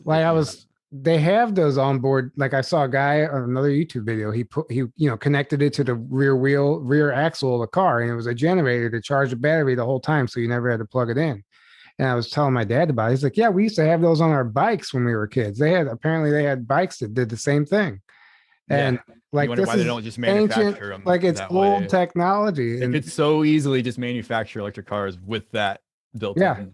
So easy. It's like the simplest technology. All you need So is simple. all the car already has everything it needs to create its own power. But Exactly. and like these charging stations, they want you to like sign up for their credit card so that you have to, if you want to use this charging station, you have to get a credit card and whatever. It's like all marketing camp shit again, Yeah. Just imagine all the stuff we can recycle, all the metal that's available, and all these internal combustion engines, all the power grid, all the wires running all over the place. If all this stuff is released, no more, not sickness for profit operations happen where things are done actually for the good of humanity.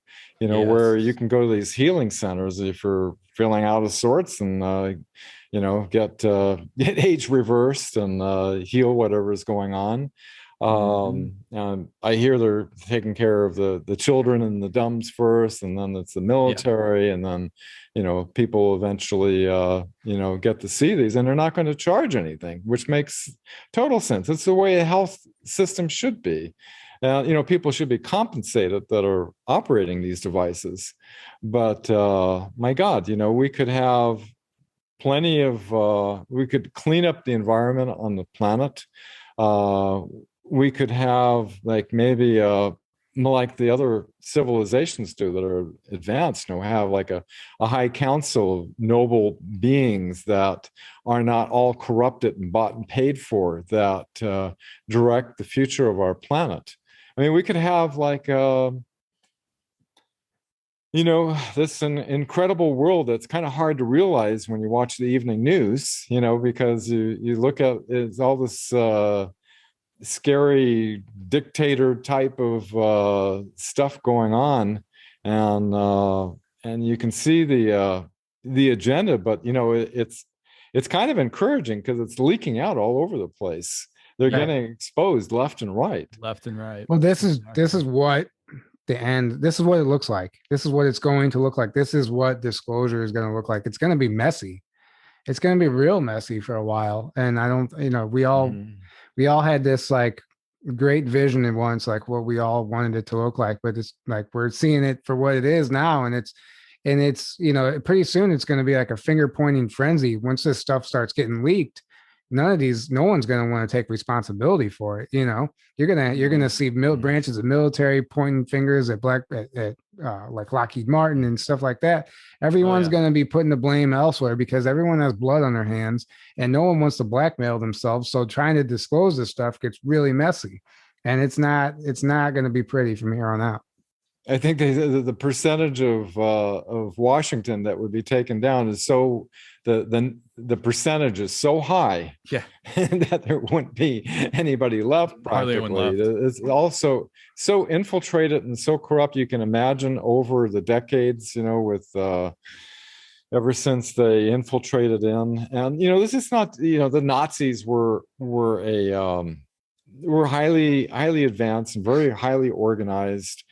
And they're kind of admirable in a certain way because of their their how they worked intelligently in doing what they did, even though it was not moral, the way they do things. But I wonder how much of that started off good intentioned before they were manipulated by, let's say, reptilians or Draco. Like, what if, like, they, the whole coming race thing? They were Vril supposedly was, from what I heard. That's right. Like, the coming race and the Vril, like the unlimited free energy source, and the subterranean civilization, they were like in search of that, right? So I wonder how much of it was good intentioned until they came across this group of reptilians who might have tricked them into making a bad deal, and who knows, they might have gotten greedy also. But there had to be a part of them that was just pure curiosity, and wanting to know more. I don't think it couldn't.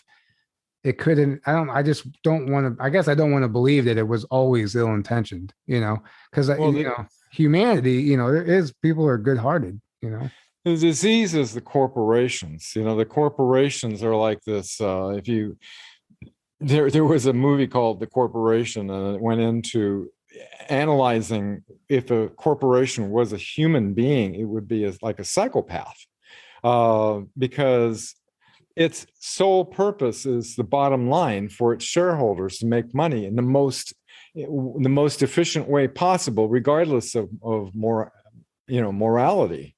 Right. And so that's the missing element, is that they don't take that into account, and that's probably the birth of the intergalactic corporate conglomerate that some people say has throughout the galaxy, and that they're using slave labor, that millions of people have been taken and doing trafficking with not only human people but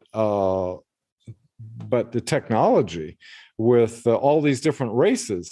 Technology is the prize, and that's what the Nazis wanted. That's what the corporations wanted. They wanted to have the most advanced technology possible.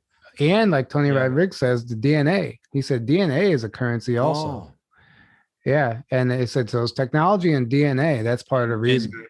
Us humans. That's what I mean. There's something about our DNA that's sought after, and our genetics and us as a full being, being used for various reasons.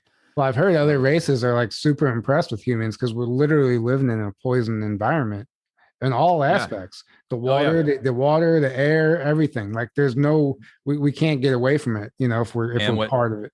Yeah, what Alex Collier and many others say is that we are considered genetic royalty throughout the galaxy because we have at least 22 different ET genetics races in us. And I feel like that's a big part of why we're so resilient, because we have all these genetics from so many different races. That's probably why they on top of that, it's been happening for so long, we've kind of like gotten accustomed. And it's nice to know 90+% are benevolent or benign, and it's only a smaller percentage that but that small percentage has formidable. But what's really hopeful is that the more advanced beings that are benevolent, have a moral basis like the Prime Directive, have technology that they can go into a higher dimension, and they militarily can defeat them without a problem. And so that's reassuring. It's very reassuring.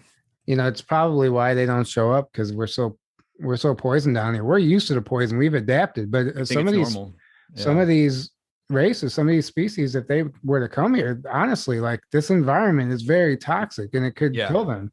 But maybe it's part of the reason we haven't had them show up yet. Like, guys, we want to, we just literally can't. Well, I feel like that's another reason for, the starseeds to incarnate here, because like you said, they can't, for multiple reasons, a Prime Directive, and maybe because a lot of them physically can't exist in this environment. So they can't just come into third density on our planet and survive. So a whole bunch of beings just started incarnating on here, and now we're changing it. Not only can we stay here, but we can change it from within humanity itself, the consciousness and everything else. That's motivation right there. So, because how many people would just want to know why the hell they're here? What am I doing here? And that could very well be the answer. We couldn't come here physically, so we had to incarnate here and infiltrate from within. We had to do it from within. Exactly. Right. What's interesting about the science fiction movies we've been, like the War of the Worlds, where they come in and the Earth viruses, they died because they couldn't take over our planet because it's polluted. Right. And then all of the from the Day They Stood Still, The Forbidden Planet, which was an amazing science fiction for 1950. 56. And then you have, the Star Trek series, which you find out later that Gene Roddenberry was working with the Galactic Federation through Office of Naval Intelligence, seeding these ideas for a positive timeline in the future. And it wasn't General James T. Kirk, it was Admiral James T. Kirk, with the Navy. So,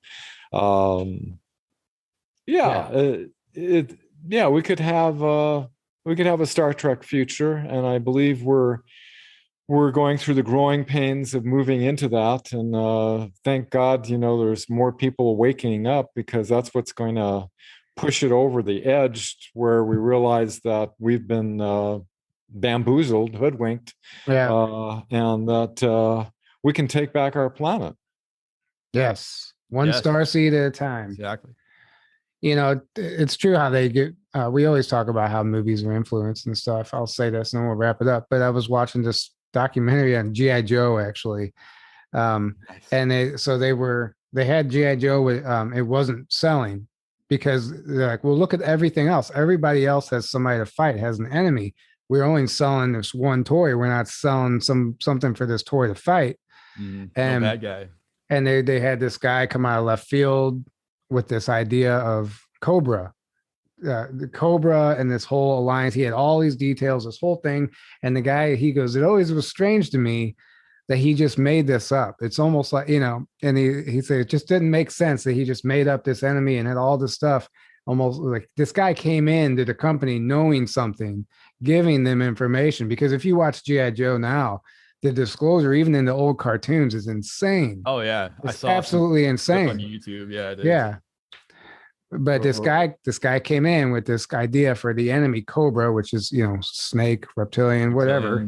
Yeah, and like whatever. Winter Soldier, that whole thing with the Nazi. It was like there's so much truth being put out, but it's not full truth. It's like kind of muddied with other elements that are Hollywoodized, but there's a vein of truth going through the science fiction, because it's the only way to get these concepts into people's minds to get them ready for what's going to happen in the year 2022. Exactly. Maybe I think we may have contact this year. Who knows? Yeah, that would be amazing. I wouldn't doubt it. Definitely happening individually. I think. Oh yeah.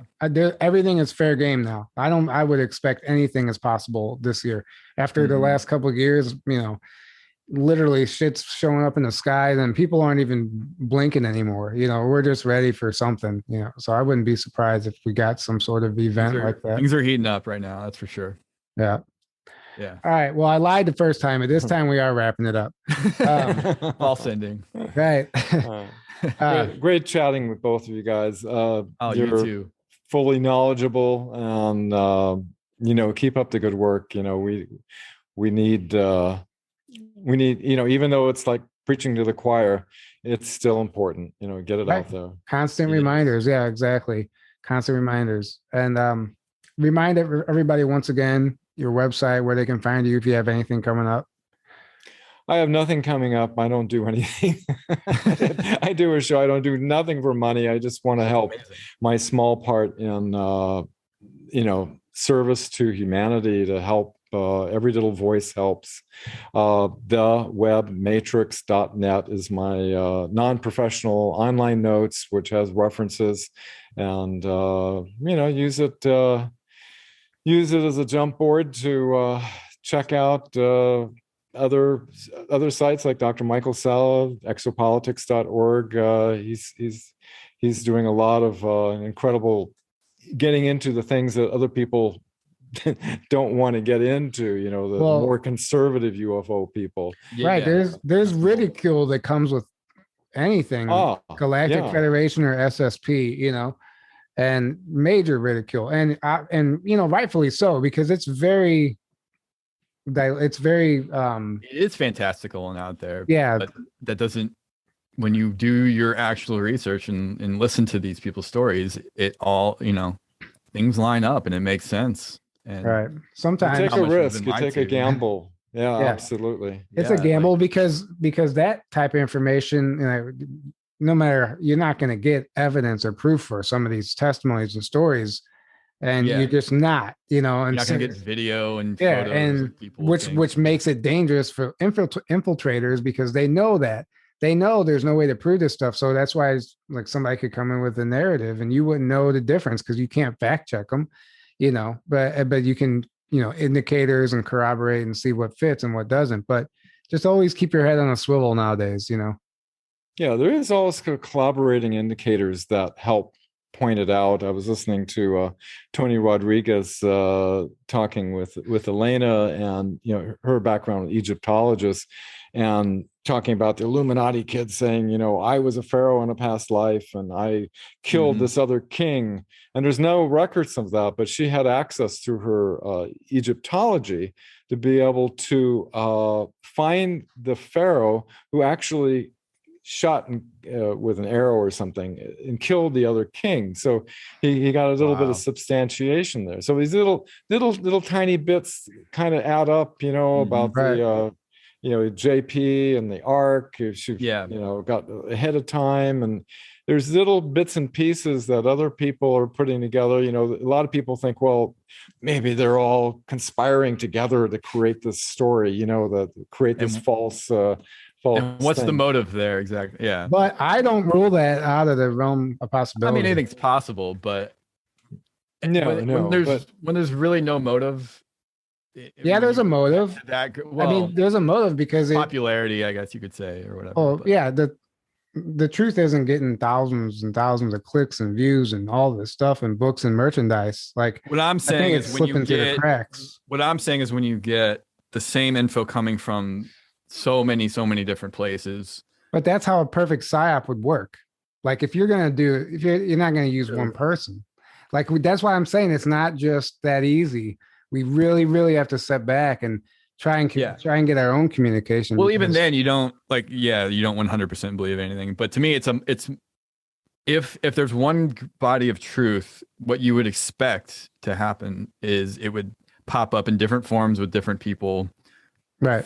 And throughout the years, and people that have never met each other, people like William Tompkins that had no idea who anybody 94 years old. Yeah. And he's corroborating people that just come out about the secret space program stuff. And he has documents. I did a lot of research on Tompkins, stuff like that, where it's like, okay, at a certain point, you got to do Occam's razor here. You can't believe anything, but just, keep observing and keep taking note of things that are corroborating. And that's all we can do. Take notes. Yeah, exactly. Yeah. And then your own experience, people's own experiences too. You can confirm a lot of things just through that. But eventually the BS will expose itself. 100%. Yeah. Right. Yeah. Exactly. 100%.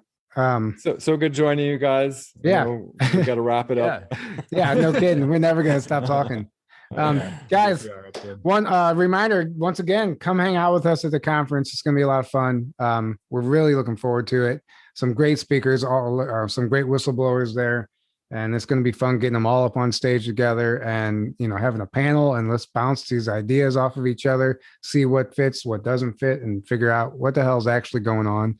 And it's just going to be a great place to meet your soul family and hang out with them, because that's shit. These conferences have literally saved me.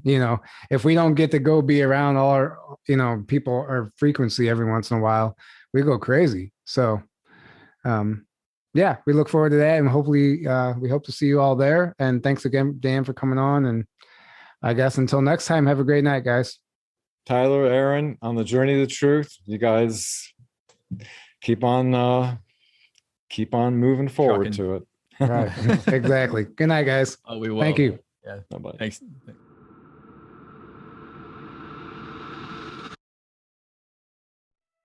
He said, listen, give me 2 years.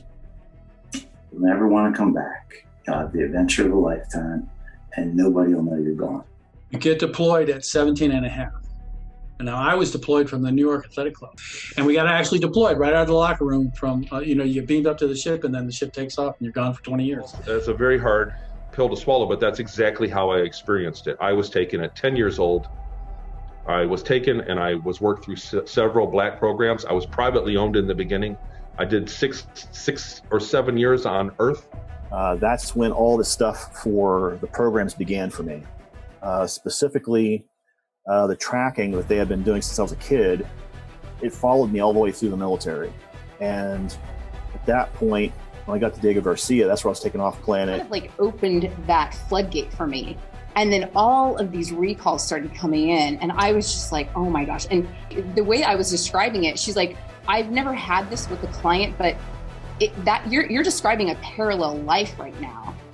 It's a combination of human and other species. I was able to remember the name on their uniform. It's USS Arcorp. That was putting me through some kind of recruitment tests from age 3 until 12. And 12 is when I was potentially, taken. He said, with your scores, I guarantee you'll make commander and you'll make pilot. And I said, pilot of what? And he said, 4-kilometer-long Starship. He told me what was going to happen. He says, you volunteer for the program, we'll put you in, you'll do 20 years, we'll send you back in time 20 years, age regress you 20 years, wipe your memory, and you'll just wake up in bed like nothing happened. It's almost beyond words. It's beyond comprehension of how this could happen. Whoever's masterminding this, the Air Force, working with extraterrestrials, working with a lot of pretty wild technology, which I'll also get into, it's really beyond fathomable. It's beyond fathomable.